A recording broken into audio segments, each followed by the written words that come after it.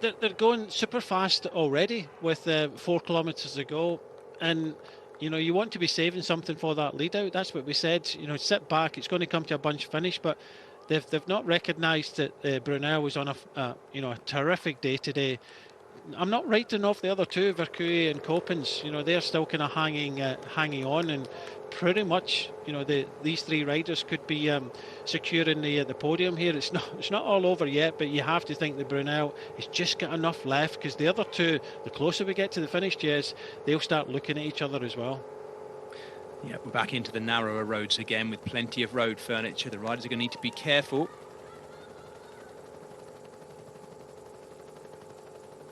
We started the Grand Prix Jean-Pierre Monsere, with 7 riders going up the road. They had 5 minutes by the time they got to the Hitzberg for the second time.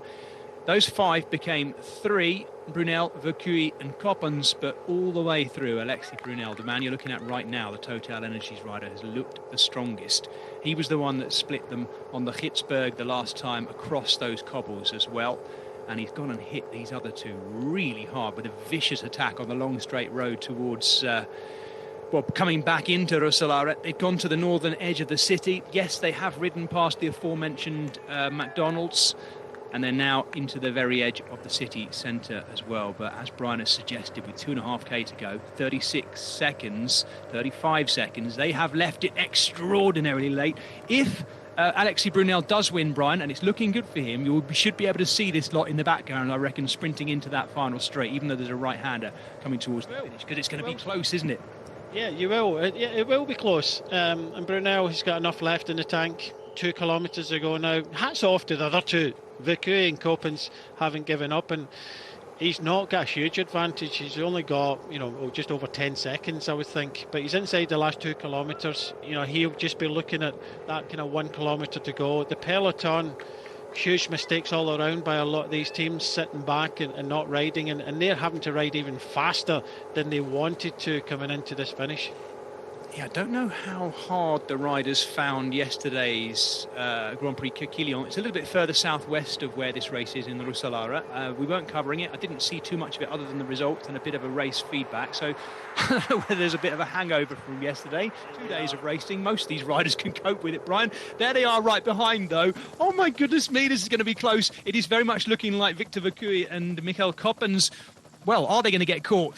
There was a neutral service vehicle, Brian, in behind them, which I was surprised at. Thankfully, I think that's gone now as we look down the road.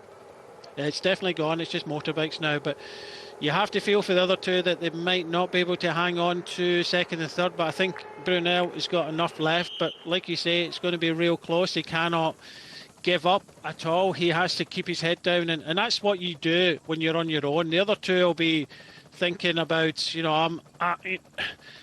they're so close, but yet so far. But so many teams have made so many mistakes in this one, and it's been entertaining for us. We're thinking of a sprint finish, and I still believe that the possibility is that Q36.5, who have been riding all day with Mochetti, could be out of the podium position by the end of this race today, because this man, they've underestimated him, haven't they?